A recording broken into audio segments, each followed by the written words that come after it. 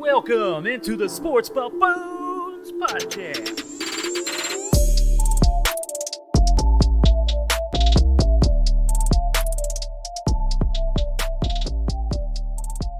Welcome back into the studios, boys and girls. We have our boys, Tanner Dawson and Jason JG and Mike Soto. What's up, guys? What's going on, everybody? What up, yo? It was a very fantastic Wednesday night for us, isn't it?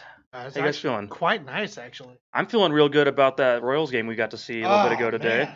I was getting worried for a minute just because it's good to get up on the Angels that way and to get a win in that fashion. 6-1 was the final score, and our boy Brad Keller finally went out there and gave us his A game. Took him long enough. Hey, he finally saw Keller come into play. That's what we've been waiting for. His ERA after the game one was like 40. Yes. And I think he got it down after his third start now, down to 9.5. Correct.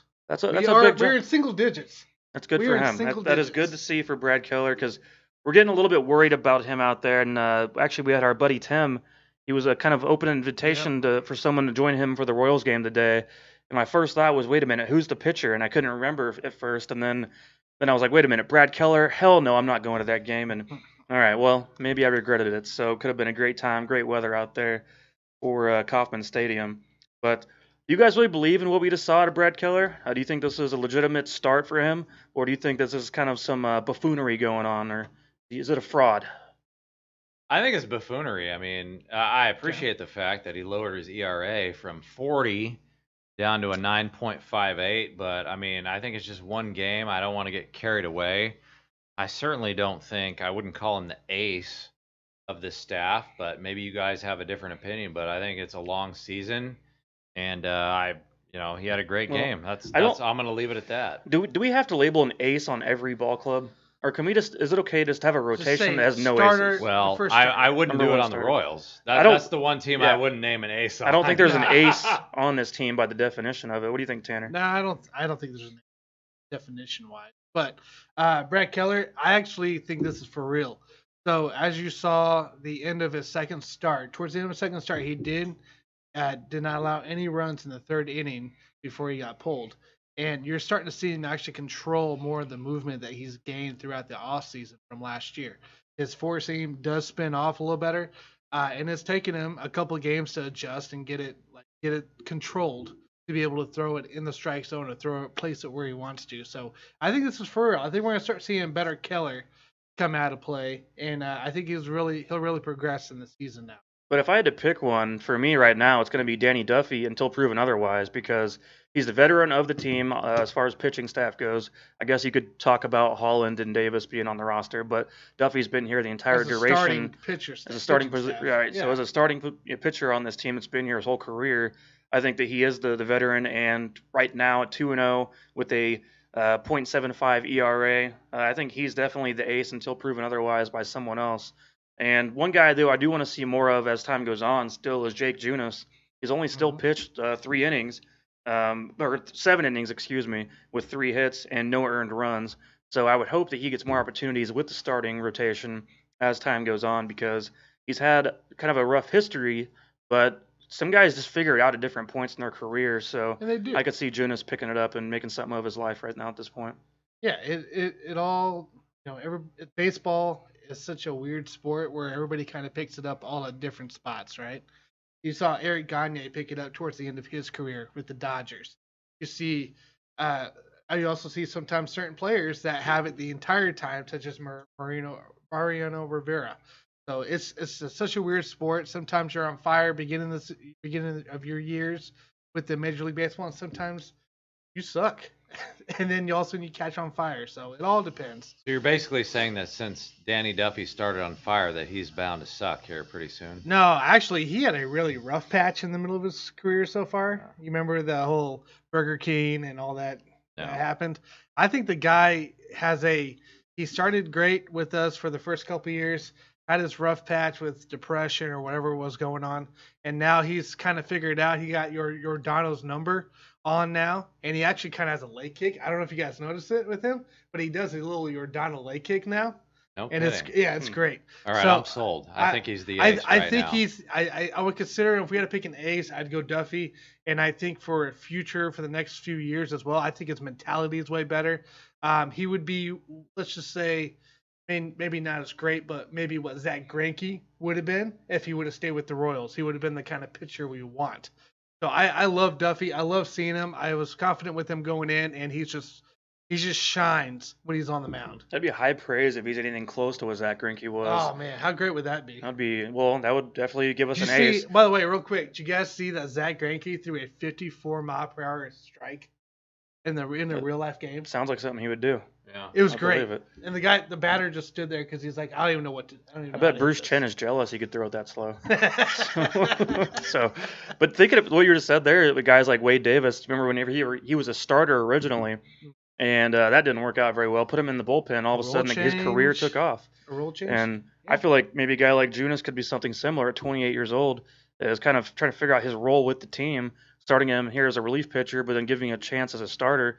Maybe that's his niche. I don't know. Maybe for Junis too. Like this is a eye-opening thing, right? Kind of like with Derek Johnson and his benching with Todd Haley. I can go on about that for I know. hours. You could. And you Dwayne could, Bowe. and you have. But you got to think about it. It could be something like that where it's like, oh, crap, I don't want to be a bullpen guy. I want to be a starter. So there he goes. He's got a new mentality going forward. He's fighting for something. He's fighting for that fifth start, or for maybe the fifth guy in the rotation. So it could just be a new mentality thing of something Matheny's doing with him to get his mind right. I hope that's the case. So I'm gonna ask you guys this like probably every week, but at 6-4, is your position still changed yet on the Royals finishing 500 or no? No, I'm still right there at the middle of the pack, 500. I'd say they finish like you said at the beginning of the season. Yes, they do finish above 500, but I don't think they go very far above it. Yeah. No, I'm going to stick with my position, which is definitely under 500. I mean, I still look at that starting rotation. Like, I need to see a little bit more from them. So if I had to bet on it right now, it's probably going to be under 500. But, I like I said from the beginning, I hope I'm wrong. But I did want to ask Tanner one question here, and the fact that Hunter Dozier was 2 for 4 in the game today. So even though his average is still significantly fairly low right now, do you think this is the turning point for Hunter Dozier, Tanner? Or do you think he's going to turn around? I think he'll turn around. He's coming off an injury as well, right? So he did get injured towards the first couple of games of the season. You got to give it time, right? We're only 3 series in now. He's got time. He's back healthy. He played really well at third. He's been really picking up on his bat as well. So give the guy time. We'll be fine with him. So I'm not too concerned about really anybody right now. I was just more concerned for Brad Keller. I just want to make sure he was turning around. That was our biggest thing. Yeah, I'm more than anything just excited to watch the offense still as the time goes on. How I think fun is that offense right now? It's a fun offense because everyone has their own different kind of ability. Like Santana's patience at the plate. Yes. Perez has been on fire. Merrifield is so consistent. You know what you're going to get out of him every game. And then you guys, obviously guys like Dozier are kind of struggling at the moment. Benintendi finally got on base a couple times this previous game. So I'm hoping some of those guys can get it rolling. But overall, it's a really weird mixture, but I think it's good and throws pitchers off. So I like that going forward for the team. Agree. Now, as far as offense goes, you guys, did you guys notice Steph Curry of the NBA's new milestone he reached? That was actually set. Now, you could talk about guys like Steve Kerr maybe is on your list. But then again, I also say sample size because right now we're looking at 8.2 3-point attempts per game from Steph Curry in his career, where Steve Kerr just had 1.8. So that sample size, I think, makes a big difference in the grand scheme of things. What's your guys' thoughts on Curry? Is someone better than him all time as a point guard? There's a lot of guys that are right there. I mean, when I look at the history of the game, especially with point guards, I've got a list here. I mean, you guys know I like lists. And Steph Curry is averaging 24 points per game, and he's got 3 championships. And when I go over this list, I mean, you got a lot of guys with no championships or maybe 1 championship. But I don't think of Steph Curry as a point guard, and that's the problem when you're trying to define a superstar point guard That's true. in today's game. I mean, you have true point guards in today's game, but Chris Paul. Steph Curry is a combo guard. In much the same way that Damian Lillard is a combo guard. Well, they average the same amount of points per game. They're both 24 points per game. I mean, the only difference basically to me is that I think Steph Curry is a little bit more prolific scorer, but they put up 24 points per game. Obviously, Steph's got the rings. He's got 3 championships. But to me, you look at James Harden, his whole career with the Houston Rockets, James Harden was playing the point guard under Mike D'Antoni. So he was running that offense, and James Harden has, for his career, 25 points per game. And so, I mean, these guys are all shooting guards to me. If you want to talk about a true point guard, I've got to go all the way back to the logo Jerry West. I knew you were going Jerry Played for West. the Lakers, and he averaged more points than all of these guys. He only had 1 championship. But if you're looking at the list of point guards, he's the one. Then that's why he's the logo. He averaged 27 points per game. My favorite guy that I ever watched in my lifetime is going to be Allen Iverson. I grew up my whole lifetime saying, okay, this is the greatest point guard of all time. But again, he was a scorer. He was a guy that looked to score first. And all these guys are kind of in that same range. If I had to pick one, though, guys, the greatest point guard of all time, and to me, it's not even a debate. And I wasn't born yet when the guy played, but Oscar Robertson, to be able to average a triple-double, he essentially averaged a triple-double. Now, he was slightly under 10 for rebounds and assists. It was like 9 point something for 5 years. But he essentially averaged a triple-double for 5 straight years, and he was a true point guard. He was a guy that did not look to score first, kind of like a LeBron James. He was a guy that could score. He could dominate you offensively and score at will, but he was a pass-first guy. And I don't put LeBron James in this argument because LeBron James is a small forward, but I mean, to me, the greatest point guard in the history game is Oscar Robertson, without a doubt. No, that's very fair. And your first statement about being not Steph Curry not being a natural point guard, right? He is a dual threat at shooting guard and point guard. And that's the trouble with today's NBA is you got players that aren't specifically each position. They play multiple positions, right? LeBron, he goes all the way down. And sometimes he's even the center. At sometimes you can consider the center, right? So that's really hard to specify a position like that. Now, Steph Curry, the guy has redefined three-point land, right? We all know that. Like Reggie Miller, Jerry West, they actually came out with an article on ESPN about it, and they're saying you're not going to touch Steph Curry. We thought Ray Allen was good, but apparently Steph Curry's just the guy's made his own mark on the game, and it's spectacular beyond 3-point line. But as far as a pure point guard, man, you're talking you're better than the likes of Steve Nash. You're talking better than the likes of John Stockton, Chris Paul, right? We could all debate that. There's so many pure point guards. When you think point guard, Mike, what role do they take as a point guard? I'm also looking more for that perimeter type of a guy, obviously. Are you looking for perimeter?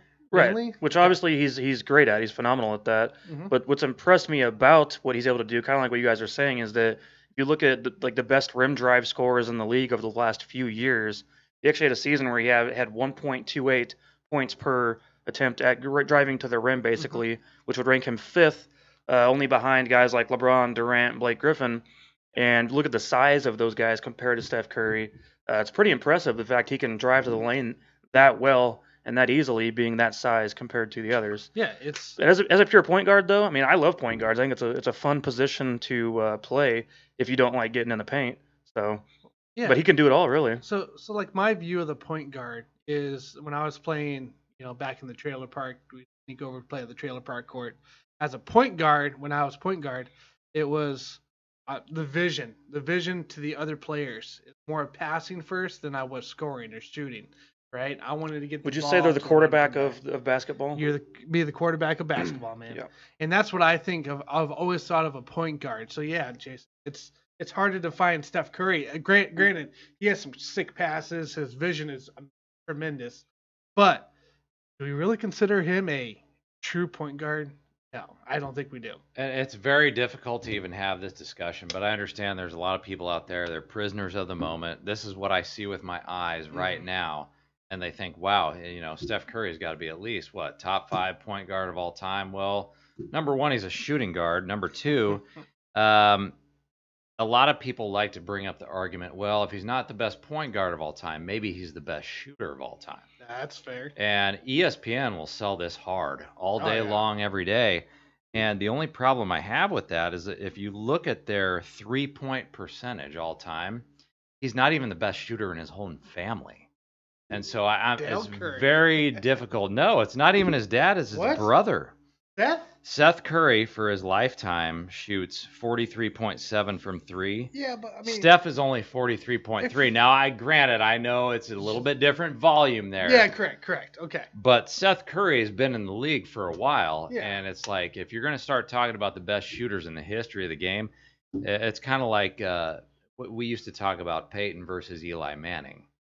Before Peyton finally got that second Super Bowl ring, dude. You're not the GOAT because you're not even the best in your own family. It's kind of the same thing with Steph and Seth here. I mean, Seth has a higher percentage. We all know that Steph is a better player. But, I wouldn't call Steph Curry the best shooter of all time because another guy that's in the league right now that plays for the Brooklyn Nets, Joe Harris, actually has a higher 3-point lifetime shooting percentage than Steph Curry. And, oh, by the way, he's got you should at least be able to do better than your coach. So his coach, Steve Kerr, is a better all-time 3-point percentage shooter. And his brother is a better lifetime 3-point Well, do you think that shooter. plays into account, like what I said to start off this kind of topic was about Steve Kerr only averaging 1.8 per game compared to 8.2 for Steph Curry? Well, Steve Kerr was a clutch player, so Steve Kerr was a role player, not a superstar, obviously. Correct. Got lucky, played with Jordan, got lucky again, played with the Spurs. But Steve Kerr was a guy that is just, he's a role player that has multiple championships, got 5 rings. We're going to talk about rings later. But, if you're just talking about a guy with volume, he quite possibly is the best shooter that the game has ever seen. But I don't put that in the class with point guards. No, and if you're going on shooter, right? So, yeah, if you go volume, he probably is right top 2, honestly.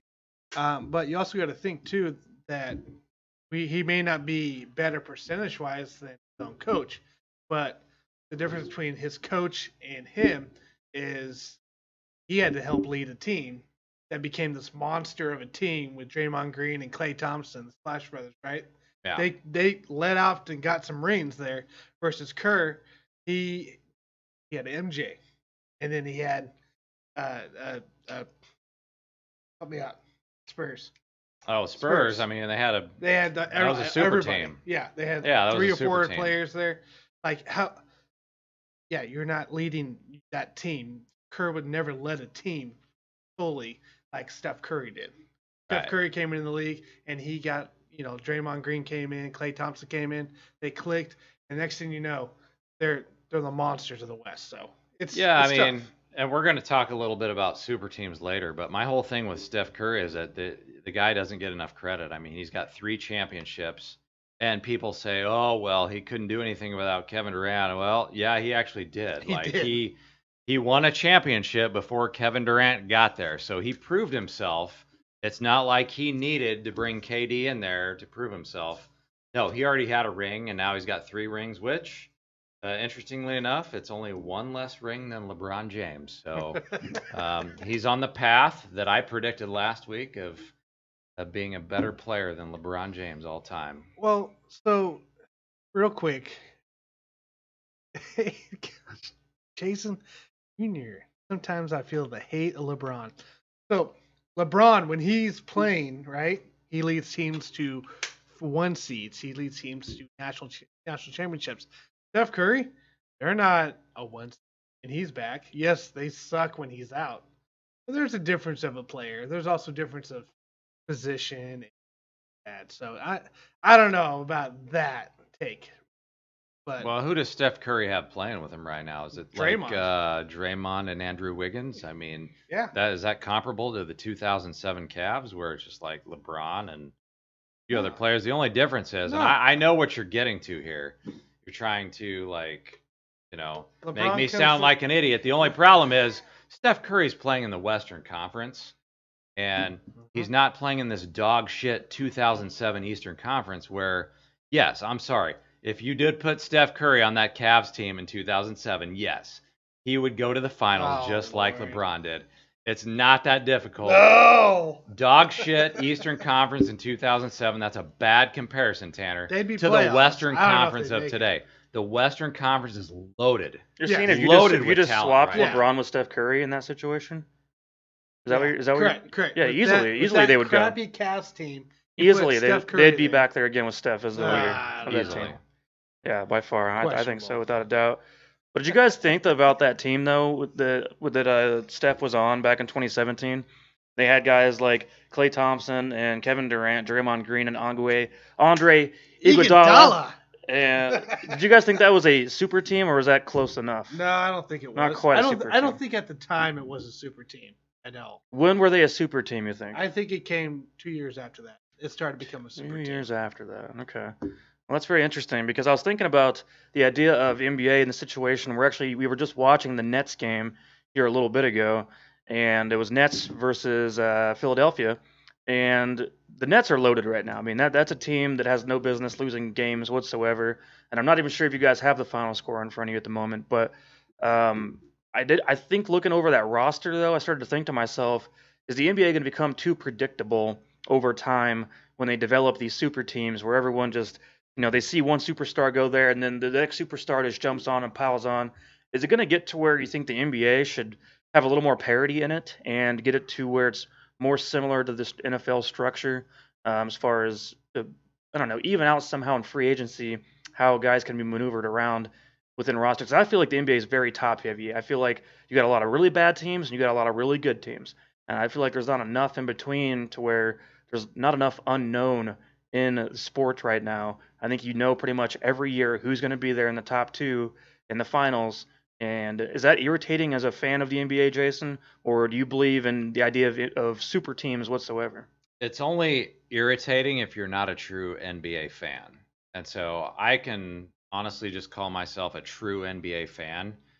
And the reason I'm not annoyed by it is because we've had super teams basically since the 1950s. So back then you had the Boston Celtics. I think Bill Russell won 11 championships. That was a super team. We don't think of it as that because we're prisoners of the moment, but they had Bob Cousy, John Havlicek back then, and those guys, it was very difficult to beat them. And then, I think maybe like in the 1970s, that was the only decade that I can think of in the history of the NBA where we didn't have super teams. You move to the 80s, you got the Boston Celtics. They had Tiny Archibald, Kevin McHale, Robert Parrish, Larry Bird. 1980s Lakers had Magic, Kareem, and Worthy. That was a super team.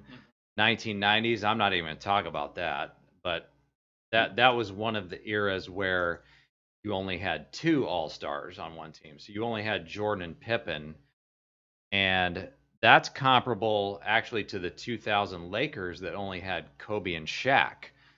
So when you look at the 2000 Lakers and the 90s Bulls, those are kind of the only two dynasties that I can think of that were not super teams. Because moving up to 2013, they always try to shame LeBron James. Oh, well, they say LeBron created the super team. Well, that's not true. That's not true. I mean, the 2013 Heat, yeah, I'll give you that. They had LeBron, D Wade, Chris Bosh, and Ray Allen. So that's four superstars, although Ray Allen, he was kind of at the tail end of his career, although he single-handedly won that championship by hitting that three-pointer. But LeBron didn't create the super team. This has been going on forever and ever. And then you go 1 year later to the 2014 Spurs. I mean, why do you think the Heat lost that series?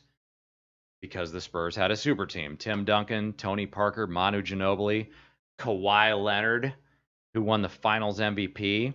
And you can even look at the 2012 Oklahoma City Thunder. I mean, they didn't even win the finals. They lost to LeBron. That was another super team. They had KD, Russell Westbrook, James Harden, a Serge Ibaka, who was in his prime at the time.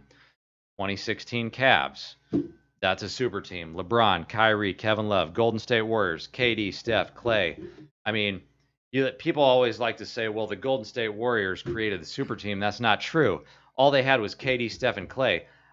Nobody in their right mind is going to sit there and say that Draymond Green's a superstar, right? He's a great, overhyped role player that plays great defense. He's the best defensive player ever. Oh, yeah, I'm sure he is.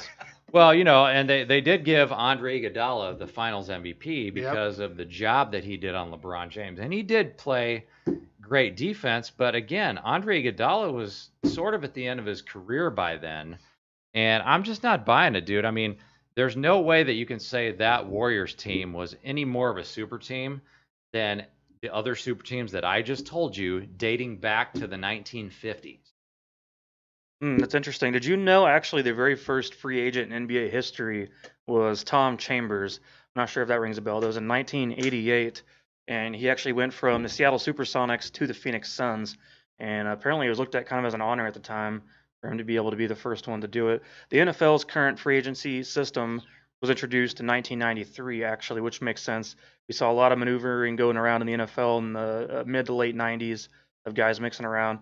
And I thought it was interesting as time went on, and I think this previous year in the NFL, it was one of our first true times of seeing a super team get built. And I don't know if it kind of flew under the radar or what, because during the offseason, you guys, before, back when we were doing this podcast in late July of 2020, we were talking about the Buccaneers and how that team should be in the Super Bowl on paper because you guys just got Tom Brady. Rob Gronkowski was coming back. They already had Chris Godwin and Mike Evans.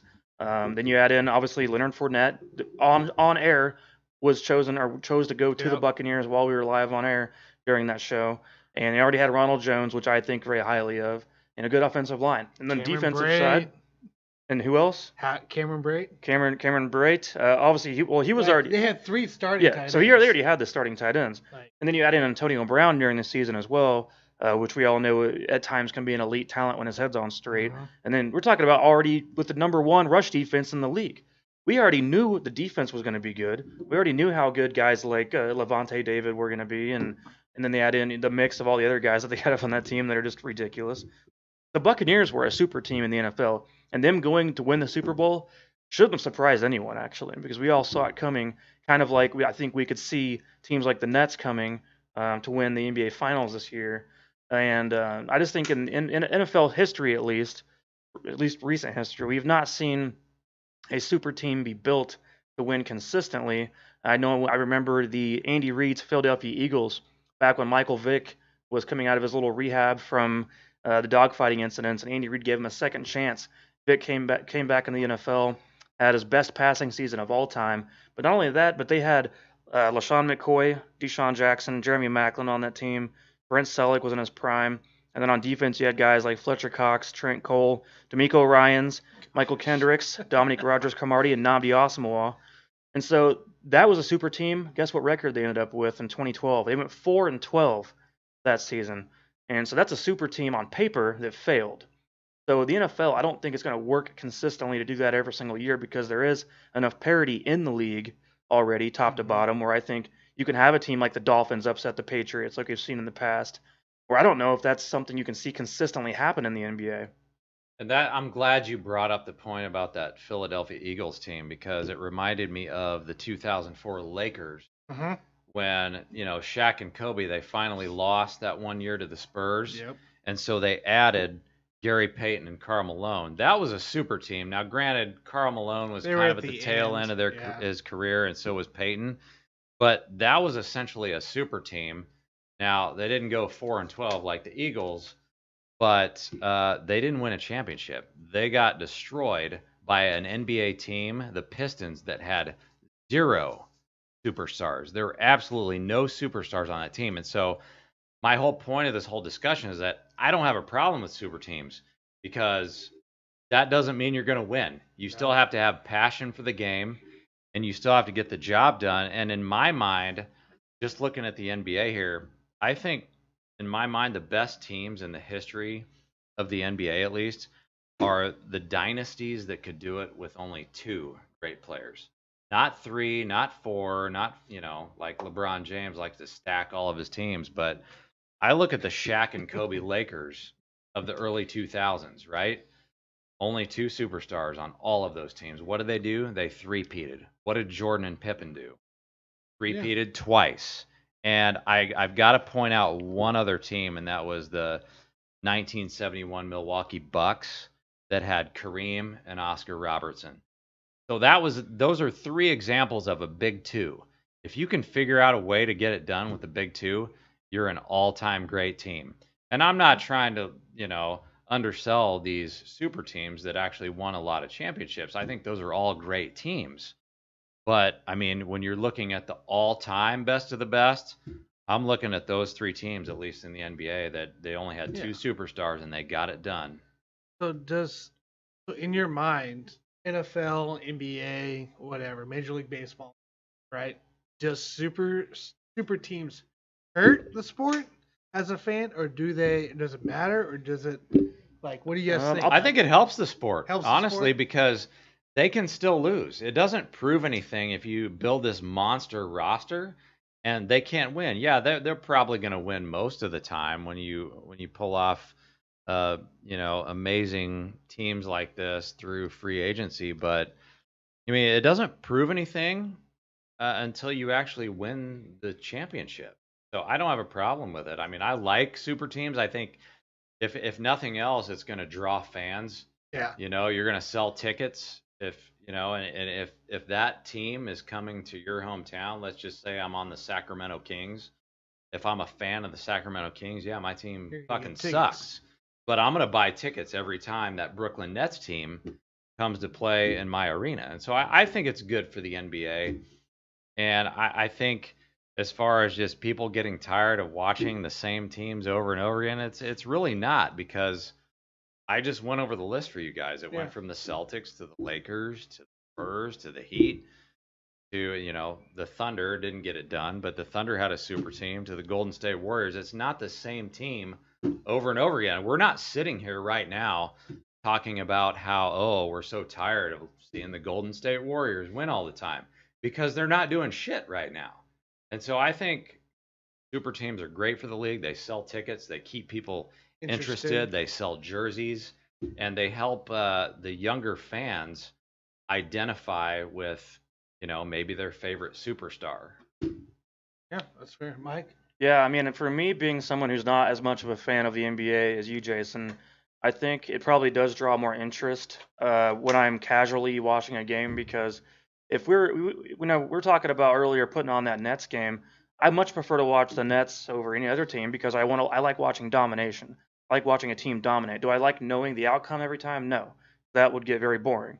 But I like watching a special team do special things, just like whenever the Patriots went 16-0, and I wanted them to go 16. I wanted them to go 19-0.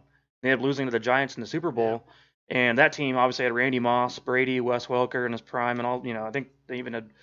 I think Dante Stallworth was not even on that team. I think so. But there's a bunch of weird guys like that. But I liked watching that team. Every time that team was going to be on, I wanted to watch it, because I thought it was something historic.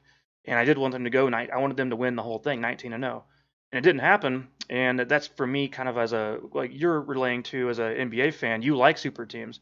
For me, on the NFL side, I like super teams too, because I think that's fun to watch these teams put together this thing, watch it all work out, and I don't like watching it crumble like what got Andy Reid fired back in 2012 from the Eagles, which brought Andy Reid to the Chiefs, obviously, because how the hell could a coach have that much talent and go 4-12? That was the thought process at the time. And I guess the players or the team or the ownership stopped believing him at some point, and so at some point his message wasn't getting across anymore to the players. And that's a lot of big heads in one room too. So keep in mind, there was a time when McNabb and Michael Vick were on the same team too, and I don't know how well they got along necessarily, but there was always that little battle of he's right behind, he's right on your neck, you screw up too much, the other guy's going in. And so That was also something to think about at times, and it was cool to watch because it was a bunch of superstars, a bunch of big names. Yeah. And obviously the Eagles did not work out. The Buccaneers this year did work out, and I don't think it's talked about enough this year that the Buccaneers did put together a super team. It just kind of went under the radar, I think. Yeah, I mean, I think my biggest issue with this whole discussion is just the fact that people don't look at history. They try to sit there and say, "Oh my gosh, I'm sick and tired of super teams," when we just documented the history for you in the NBA. It's been going on all along, all the way back to the '60s. And uh, when you look at the Bucks, I mean, I don't have a problem with the Bucks. Yeah, they re-signed everybody, and I don't even care if Antonio Brown comes back because you know what? Tom Brady's 1 year older. Rob Gronkowski is 1 year older. Somebody's going to break down.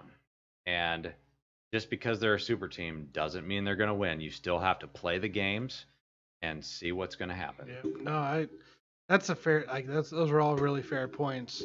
So my hope for the NBA was, remember when Chris Paul was supposed to be traded to the Lakers and the NBA said, no, it's not, you're not doing this. Yeah, I It's not gonna disagreed with happen. that. I disagreed with I was that. like, why? Now you got teams like the Nets, you got teams like the Lakers, like we showed a couple of years later.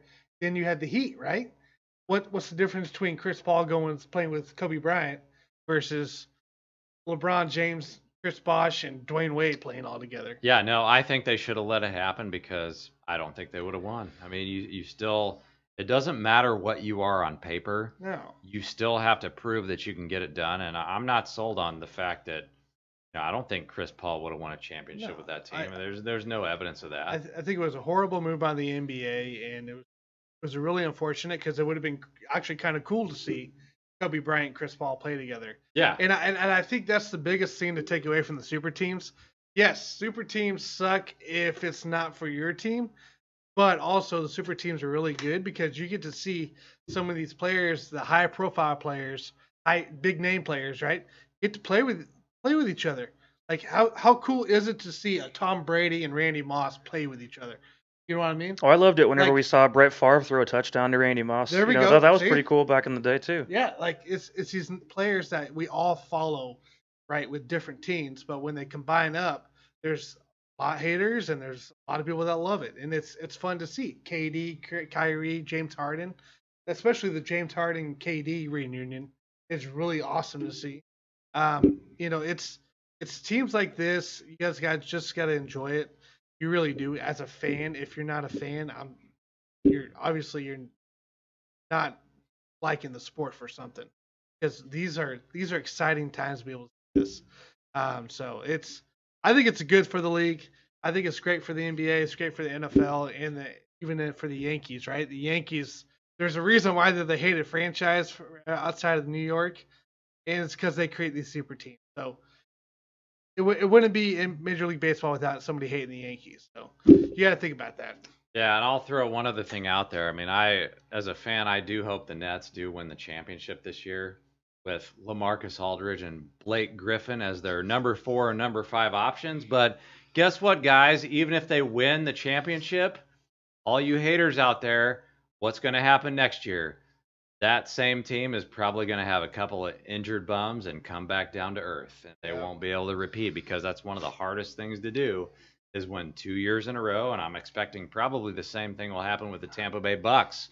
Not going to be able to do it 2 consecutive years. I doubt the Nets even stick together. I mean, that's a lot of high-profile players that are probably going to go out and get some good money. So they can't do it. They can't be like, we can't all be like Kobe and Jordan and just win 3 in a row like it's nothing. No.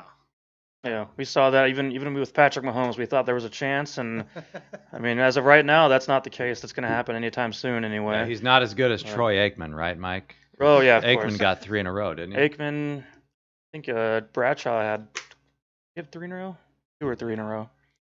But anyways, did you guys see at least some of the news from yesterday about Julian Edelman retiring from the NFL? I don't know if this is going to stay that way or not. According to Rob Gronkowski, he's got a 69% chance of returning. If he does return, he's going to return probably to the Bucks at some point. We just know how that's going to play out. But if he does stay retired, so one of the things that I was kind of thinking about with Julian Edelman's situation is just we not just let a guy retire and just be happy with what he gave us for the sport and how fun it was to watch him in clutch situations come up big, always available, always running the most crisp routes for Tom Brady throughout his career. Obviously, we can't do that because what happened was it sparked a couple things: an outpouring admiration from his former teammates, and as well as a overload of hot takes talking about is Julian Edelman Hall of Fame worthy? And I'm just like, why does this have to be immediately Not Hall questioned of Fame. when we're first of all it's 5 years out before he's even eligible to be in the Hall of Fame, and even then, like if you look over his career, he had some injuries obviously, so that take that into account when he was on the field. As we know, we both like to draft him in fantasy football. He's a PPR machine. We loved his consistency on the field, obviously. But he only had three 1,000-yard seasons. He had 4 years of 90-plus catches. Finished his career with 7,000 receiving yards. Always been clutch in the playoffs. Good return man. But the thing is, like, yeah, there's better receivers ahead of him. They're not in yet. Guys like Torrey Holt, Reggie Wayne, Andre Johnson, Steve Smith, Anquan Bolden, Hines Ward, and Jimmy Smith. Are you going to take Julian Edelman over any of those guys for the Hall of Fame? Not a chance. I don't think so. Not a chance. So, and I'm not here trying to even compare these guys. I think it's foolish right now to sit and compare careers right now when I just think what Edelman gave to Brady and to the sport was wonderful. And I thought as a player he was great on the field. I loved watching him from when he came up replacing Wes Welker Yep. in the slot right there, and he did it flawlessly. So as far as Edelman goes, I know it's something you guys probably wanted to talk about, but do you guys have a opinion on if he deserves to be in the Hall of Fame or not?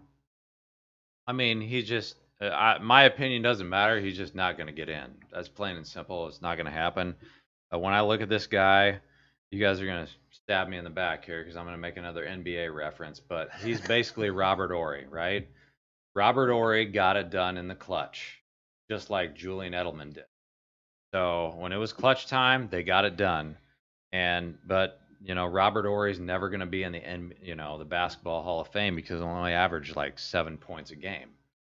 But that's what I compare him to, is because Robert Ory had 7 championships, Julian Edelman had 3 championships, but they were all on great teams, and so he's never going to get credit for that. I'm with you, Mike. I enjoyed watching him as a player. And I think, honestly, Tom Brady, he needed to have Julian Edelman in those 3 championships. But he's not a Hall of Fame player. And so I'm not even sure why this is being discussed at length, other than the fact that I think he was great for the game. So the only other thing that I would say that they might hold against him if he was going to get in is that the PED suspension that he had might be. I mean, if you have to flip a coin, he's not getting in because of that. But just the receptions are there, and I appreciate that. But the total yardage is not there, and he's just not a Hall of Fame receiver in my mind. I think that's brought up though. The reason it's questioned at all is because we saw what he did on the field, and he always made big plays in big moments. And that's what made. I mean, you guys remember the catch in the Super Bowl, I believe, where the ball got tipped up in the air. He's laying on his back, and then hauls it in that way. I mean, that was just incredible to see. Ball was a centimeter from touching the turf, and stuff like that. And then, of course, in games against the Chiefs in history, as us as Chiefs fans, we already knew it was third down. They're going to go to Edelman. He's probably one of the top 10 third down receivers of all time. I could see that being a case. But as far as just his longevity of the game, health wise, and just the situation he had himself in, I don't think you can sit there and say he's should be in there above some names we see currently even in the league. It's going to be tough for him to ever get in, but I think we can we just appreciate the player and be happy he did what he did for the game and enjoy it that way, and maybe we'll see another one like him someday. Yeah, no, it's appreciation of the stuff that he brought to the Tom Brady, the chips, right? Your guys' fantasy teams, because I never had him. So, like, the guy was a small player. He wasn't really supposed to make it, but he ended up being on the field all the time. He took those hard hits. He was the guy in the middle, a Wes Welker. He took over Wes Welker seamlessly. So yeah, like I agree with Jason. I don't think he's going to be a Hall of Famer. There's just too many great wide receivers ahead of him, and even more that'll be coming out of the NFL class, right? That he will not be a Hall of Famer. But Mike, Mike, Hmm. we gotta watch him. We gotta watch him because Tom Brady's yeah. gonna play his game. I don't really believe he's fully done right now. I think I I could don't see either. some. He Well, feel- here's the thing: if so- Antonio Brown does not return to the Buccaneers, Antonio Brown's returning. I mean, come on. Who it's do you one or think? the other. Do you think he wants Edelman or do you think he wants Antonio Brown? I mean, is that? I guess it's kind of a difficult question because I don't know. probably He's got more trust probably- than Edelman. He has more trust in Edelman, but I mean, Antonio Brown's a little bit younger, so Antonio Brown's harder to get on the team right now because Seattle's fighting for him. Supposedly the Chiefs were interested at one time. If money But- matters at all, but Edelman I can think- come in for cheap. I think. That's true. I think the big question with Edelman right now of if he comes back or not is will he pass that physical, right? So the only reason he really Mhm. retired was he failed the physical for the Patriots, and the Patriots said, "See you later." Right. So and that doesn't mean he doesn't can never mean pass the nothing. physical again. No, correct. wait. Is the reason why he didn't pass the physical because he didn't get the vaccine, or was it something else? No, I think it was something else. Oh, okay. I think it was something else. I figured So- maybe he got too much of the vaccine. So we just got to see, right? We got to see. Hey, if he does try to come back, is it something else related outside of just physical, right? I like physically on him. Is it something maybe health related that we haven't heard about? So he does have to pass the physical to be even accounted for, because that field physical will probably deter a lot of teams anyways. Well, we do have a long off season coming up still, so there's a lot of things to play out from now till August. So we're only in April, and we still got another 4 months, 4 months left until we get to that point of whether or not we know Edelman's fully retired or if he's going to sneak his way onto the Buccaneers roster. So we'll see how that one plays out. But you guys know, in 15 days is the NFL draft. I am excited, as always, for the NFL draft. Every year it is one of my favorite days of the year, favorite weekends of the year, as a matter of fact. Going Thursday, Friday, Saturday. Why are you giggling, Jason? Why is it so funny to you? I'm excited for it, Okay. dude. I'm excited You are for just that draft. you're Let's giddy. get You're it not on. You're not giggling. You're giddy. I see how it is. Okay. Well, I do have a couple guys, as you guys know, for the Chiefs to be picking at 31st overall if they stay in their spot. Actually, a couple of these guys they could even trade down for and maybe pick up in the early second round if it plans out that way. I have one that almost all of you is going to sound very familiar to all of you is Asante Samuel Jr., which is the son of Andy Reid's former player, Asante Samuel, obviously. He comes in at 5'10", 182 pounds from Florida State. And he ran a 4.52 40, which isn't exceptionally fast, but the guy's got instincts. He reminds me, I know I hate the comparison to it because it reminds me a little bit of Antoine Winfield Jr., his success coming into the NFL and having those instincts from what his father's taught him over the years of growing up. So I think that does make a big impact on players, having that pedigree of your dad playing in the NFL and then you coming in and just naturally knowing how to pick up the game. And I mean, those are two legendary father figures too. For Absolutely. the game. So like, the talent has to be there. And this is a cornerback, by the way, and I've talked to you guys before about this. I think cornerback actually is a little bit more of a need, and especially in today's game with the passing situation the way it is, injuries. And I've always talked about the flashbacks to Jamel Fleming getting torched by Peyton Manning, and I don't want to have bad depth at my corners. You know what I mean? I'm a big fan of Rashad Fenton, big fan of Rashad Breeland, obviously, and other guys on the team that have been good contributors to the team. And the youth, obviously, is our old rookie from last year. Came in and played great. So I wouldn't mind adding him. But really, the guy the Chiefs need on this roster as of right now is going to be Tevin Jenkins. And by the way, the Chiefs have talked to both of these guys, Asante Samuel and Tevin Jenkins. They've had meetings with both of them. Jenkins is from Topeka, Kansas, Jason's favorite city we were just visiting about a month ago. He went to Oklahoma State. He comes in at 6'6", 315 pounds, played left tackle and right tackle a little bit, had 35 starts. He's a redshirt senior, so he comes in with a lot of maturity, and he's polished, so I think he's ready to step in day one and be a starter for someone. According to Pro Football Focus, Tanner, he gave up no sacks the past 2 years and a total of 11 hurries. So that is good numbers to hear about. He's an aggressive blocker, got good size. I think this offensive tackle class is why the Chiefs have been waiting in free agency to not pick up somebody. I think they're looking at these young guys and going, okay, we can grab a tackle here, put him at right or left, because there's a lot of depth in this year's class at tackle. And right around the spot the Chiefs are going to be picking in is the spot that I think you're going to see a couple guys come off the board that will step in day one and be a starter for their teams. So those are my guys to watch out for. I'm going to give you, of course, we got 2 more Wednesdays before the draft, so I'll have at least a few more names to throw out there for you. No, I love your picks there. Asante Samuel Jr. would be great. Like you can never have too many good corners. Like look at the Packers, right? The Packers drafted corners negatively. They had a lot of young guys at once, and it's actually worked out for them. So I am cool with this Asante Samuel coming in to play, and I'm really cool about Tevin as well. Another guy that's something similar to Lucas Niang, who did not give up a sack. Why wouldn't you give him a shot at least? There's going to be options without a doubt for Let's the do Chiefs there to pick up a good player. So I'm not sure who's going to fall there yet at this point. It's very up in the air. The draft is so unpredictable. Oh, it's very. And I just think that with the scouting and everything the Chiefs have obviously in place, they've got a track record of doing well in the past few years. So they're going to pick up a good player. I'm not worried at all. It's so unpredictable that Justin Fields has went from anywhere between 3 and 15 bucks. So you don't know where he's going. So yeah, of course you don't know where Tevin will drop either. Yeah, exactly. And Fields is one that's interesting to me just because the guy's a phenomenal athlete. He's obviously just a sophomore coming out, so he's going to take some time. I like him going to the Falcons. If he goes anywhere, I think that's the perfect ideal team. Sit behind Matt Ryan for a year, and then from there take off. But I don't think I would start Fields right away day one. I think he's going to take some time to mature because I've seen a few things on tape of him that get me a little iffy. I think people are falling in love with the height, weight, speed of Justin Fields, of what he's doing from an athletic standpoint. His arm, and some of the tape out pretty spectacular. Like, all right, so Haskins came out right the year before. Yep. Obviously, we know where he's at now. Right.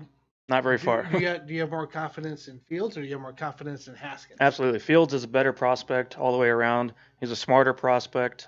He's better in every. I never believed in Haskins anyway. I'm not even sure why he was thought of and overhyped at the time, but I think Fields has much more intangibles that can be working for his favor once he goes to the next level. And like I said, sit for a year. I don't think he's ready to come in day one. I think if he does come in day one, you're going to see a lot of mistakes early on, and that's not going to be pretty. So I think just give him a little bit of time, and we'll see how things play out. But I do like him quite a bit. He was actually on my college football fantasy team, both as a freshman and a sophomore. So yeah, I liked him, and I had him on both teams both years. So like you he was good. Benefited. Absolutely. I think did I win? I came close. I think you won. I mean, remember if I won at this point. It's been so long. So yeah, what you guys any takes as far as position needs? Still coming up. Not a whole lot's happened with the Chiefs the last few weeks. I know linebacker's been a key position to look at still. A lot of people on Twitter have been talking about it too, outside of just the offense. I think linebacker would definitely be a nice second round, third round pick. Sure. So we'll just have to see though as we continue on of maybe more free agent transactions happening. Yeah, we'll see how it all plays out come draft day here in 2 weeks. So Tanner, you wanted to talk about Aaron Donald for a minute. Are you scared of him? I'm not fighting him. That's fair. Did you see the picture of the guy? Did you see that? I saw the picture. I saw the picture of the guy. So yeah. Tell me about what happened. I'm not even totally sure of the story. All right. So he was in a nightclub in I think Pittsburgh, and he was in the boom boom room. The what? Boom boom room. What does that mean? I don't know. I assume it's a private room, right? Private room in a nightclub? Yeah. What do you think goes on in there? I don't want to. I can tell you that. So the guy apparently this is from the guy that got beat up. Accidentally bumped into Aaron Donald, right? Aaron Donald started cussing him out and shit. And then they met outside, and Aaron Donald called him out and just started, him and his posse just started beating him, but mainly Aaron Donald. And the guy in there with like a black eye and everything. So obviously that's not one guy you want to tick off. Like I'd be sorry, like I don't know what to do, don't hurt me kind of thing. I mean, you got to be pretty aggressive to, like, if someone bumps. Like, I go to concerts, or at least I used to go to concerts all the time. Yeah. And we're all moshing and bumping into each other everywhere, and, like, we're all pretty happy afterwards. Well, this was also, I think, at, like, 3 a.m., so. Oh, okay. Who knows how many drinks and that stuff is true. happened. Bottle service and everything. Yeah. Everyone was probably wasted, and so I could see that going down that way, I suppose. So, yeah, the pictures were crazy, and, Is this going to affect him in the season, you think, at all? I heard it possibly could. If Suspension potentially. potential suspension. If there's potential video I heard coming out, Okay. which could hurt them as well. So a lot of times when video drops, we see suspensions, cuts, NFL steps in, stuff like that. So there's watch and see.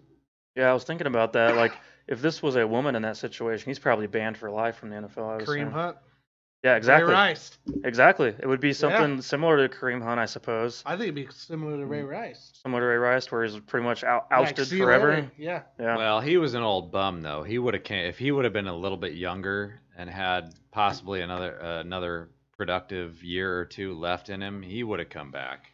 I mean, Aaron Donald defensively is the best player in the league.